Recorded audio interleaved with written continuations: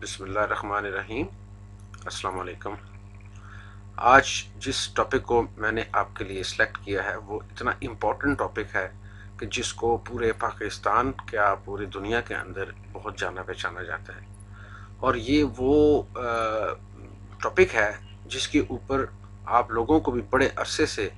اس چیز کا انتظار ہوگا کہ میجر ندیم ڈار جس چیز کے لیے بھی مشہور ہوا اس چیز کے بارے میں آج تک میں نے ڈیٹیل نہیں بتائی۔ تو آج کا ٹاپک ہے جناح پور کا جو میپس پلان جو ایم کیو ایم کے ہیڈ کوارٹر سے جو میں نے ریکور کیے تھے 1992 کے اندر، اس کی ریالٹی کیا ہے، اور ایم کیو ایم نے اس کو کبھی بھی اوپنلی ایکسیپٹ نہیں کیا، لیکن کیسے ایکسیپٹ کرتے ہیں تو اس کی ڈیٹیل کو میں اس طرح ایکسپلین کیا ہے کہ اس کے میں نے 2 پارٹس بنائے ہیں۔ آج کے پارٹس کے اندر آپ کو ایک میں پہلے ویڈیو دکھاؤں گا، اس ویڈیو کو پلیز آپ سے ریکویسٹ ہے کہ اس کو دھیان سے دیکھیے اور سنیے، اور ایک ایک لفظ کو بے شک اگر آپ ریپیٹ کرنا چاہیں تو ریپیٹ کر کے بھی دے سکتے ہیں، تو تاکہ آپ کو ریالٹی کا پتہ چلے۔ تو سب سے پہلے آپ ملاحظہ کیجئے الطاف حسین کی وہ سپیچ جو کہ انہوں نے انڈیا کے وزٹ پر پیش کی تھی۔ دیکھیے الطاف حسین کی speech. The division of the subcontinent was the greatest blunder in the history of mankind. It was not the division of the land,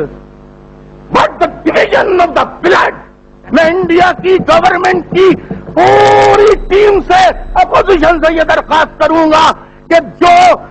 Pakistan کی اسٹیبلشمنٹ میں آج کے بعد اگر کوئی تانا مہاجروں کو ہجرت کرنے والوں کو یہ دے تو میں انڈیا کی حکومت اور انڈیا کے تمام اپوزیشن سے، تمام ہیومن رائٹس پر بلیو کرنے والوں سے یہ ریکویسٹ کروں گا کہ خدا کے لیے آپ انہیں معاف کریں اور اپنے آپ بنا لیں۔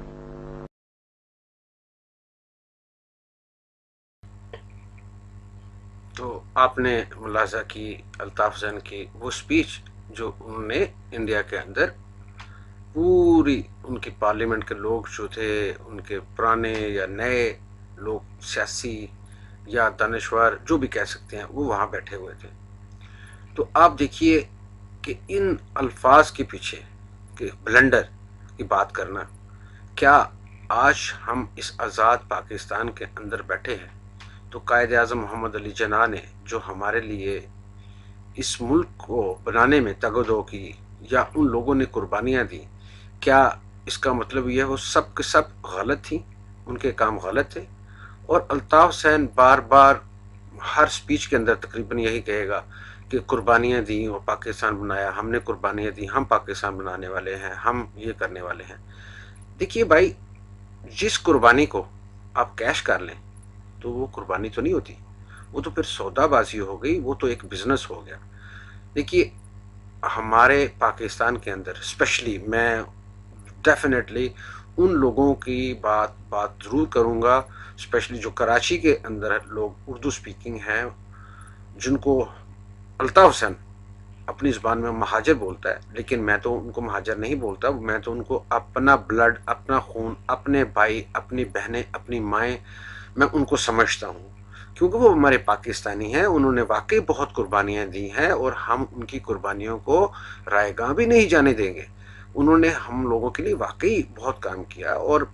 وہ صرف لوگ کراچی کے اندر ہی نہیں ہے، پورے پاکستان کے اندر موجود ہے۔ میرے اپنے ابا اجداد نے بہت ساری قربانیاں دی، ہمارے رشتہ داروں نے اپنا ہر چیز لٹا دیا، جانیں نچھاور کی اور پاکستان کو بنایا۔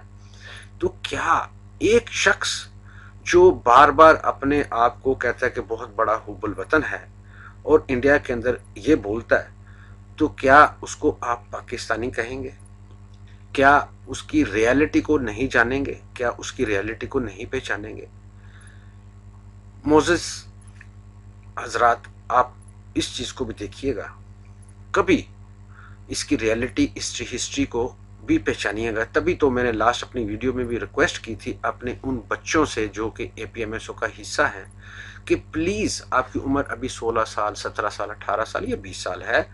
آپ ہسٹری ضرور پڑھیے۔ اب بے شک مجھ پہ یقین نہ کیجیے، لیکن آپ اپنی آنکھوں سے دیکھیے، پڑھیے اس کو۔ الطاف حسین کو سزا ہوئی تھی اور وہ جیل کے اندر بھی رہے تھے، تو یہ چیک کیجئے کہ ان کو سزا کس جرم میں دی گئی تھی، اور وہ جرم تھا پاکستان کا جھنڈا جلانے کے جرم میں. اور وہ جھنڈا ایک انسان جب جلاتا ہے تو کیوں جلاتا ہے؟ ایک جب نفرت ہوتی ہے.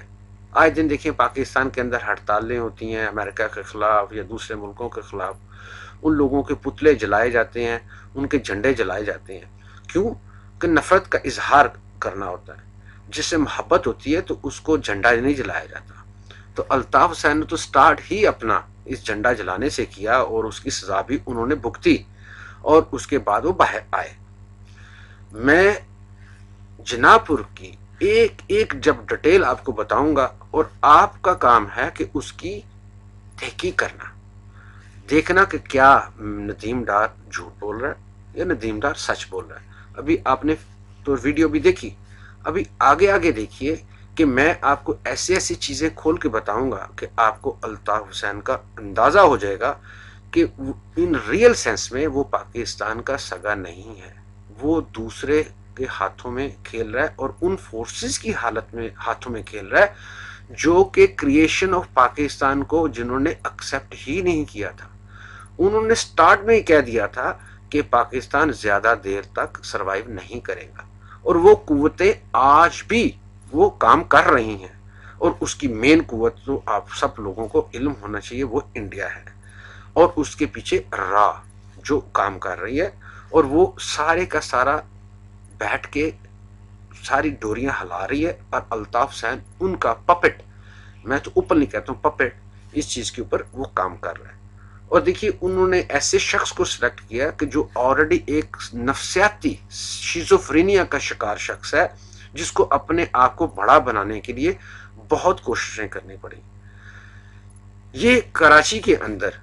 آپ لوگوں کو شاید علم نہیں ہے کہ سٹارٹ میں جو بھی ایم کیو ایم کا حصہ بنتے تھے،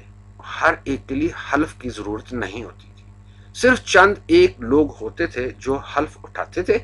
اور انہی لوگوں کو اجازت ہوتی تھی کہ جو فکری نشست الطاف حسین صاحب چلایا کرتے تھے ان کے اندر ان کو ہی آنے کی اجازت ہوتی تھی.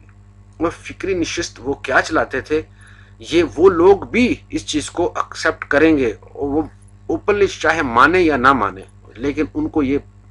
پتا چلے گا کہ ندیم ڈار سچ بول رہا ہے. 100 روپے کا نوٹ جس کے اوپر قائد اعظم کی تصویر ہے، یہ الطاف حسین اس 100 روپے کے نوٹ کو ایسے ٹھونکا لگا کے اکثر کہتا تھا کہ اس بڈھے کی جگہ، اس بڈھے کی تصویر کی جگہ میری تصویر ہوگی. اور یہ ساتھ یہی بھی کہتا تھا کہ میں پاکستان کے اندر رہ کے کام نہیں کر سکتا، مجھے پاکستان سے باہر بڑے سکون میں 20 سال 30 سال رہنا پڑے گا، اور تب جا کے ہم اس چیز پہ پہنچیں گے کہ ہمارا اپنا ایک ملک ہو جس کے اندر ہم خود حکومت کریں، جس پہ ہماری اپنی کرنسی ہو، اور اس کرنسی کے نوٹ پر الطاف حسین کی تصویر ہو. ابھی اس بندے کا جو رنگ ہے وہ ایک گرگٹ ہوتا ہے، اس سے بھی زیادہ یہ چینج کرتا ہے، اور کبھی سٹیٹمنٹ کچھ بنائے گا، کبھی سٹیٹمنٹ کچھ بنائے گا. اور یہ کبھی بھی اپنا کرائم کر کے کبھی بھی اس کو ایکسپٹ بھی نہیں کرے گا. اور موجودہ اس وقت جو حالات ہیں کراچی کے، اس کے اوپر بھی نظر ماری ہے، اور اے پی ایم ایس او کو لڑکے اکثر اسپیشلی وہ لوگ جو کام کر رہے ہیں متحدہ کے لیے، وہ اس چیز کو مانیں گے کہ ان کو کیا کہا جاتا ہے، کرو سب کچھ لیکن مانو نہیں. اور یہی ٹیکنیک اس نے اپنائی ہے اسی جناح پور میں پاکستان کو سپلٹ کرنے کے لیے. اس کا پلان تھا، پلان اس کا ہے. ابھی آپ نے اس سال جو مہاجر صوبے کی تحریک چلی، اس میں بھی آپ نے دیکھا کہ مہاجر تحریک کے اندر جو میپس لائے گئے تھے، وہ میپ 100% ڈیٹو کاپی وہی ہے جو ہم نے نقشے الکرم سکوئر اور 90 کے سے ہم نے ریکور کیے تھے. آپ سوچئے کہ آرکیٹیکٹ وہی ہے جس نے جناح پور کے نقشے بنائے، آرکیٹیکٹ وہی ہے جس نے مہاجر صوبے کی بات کی. ایکچولی ان کے پلان میں یہ شامل ہے کہ سب سے پہلے اپنے صوبے کو الگ کرو، اور یہ جو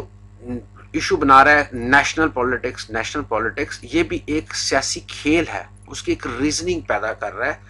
تاکہ لوگوں کو کل کو بتا سکے کہ دیکھیے ہم نے تو وہ بھی کوشش کی کہ ہم نیشنل لیول پہ پولیٹکس کھیلیں، لیکن ہمیں تو ایکسپٹ ہی نہیں کیا جا رہا.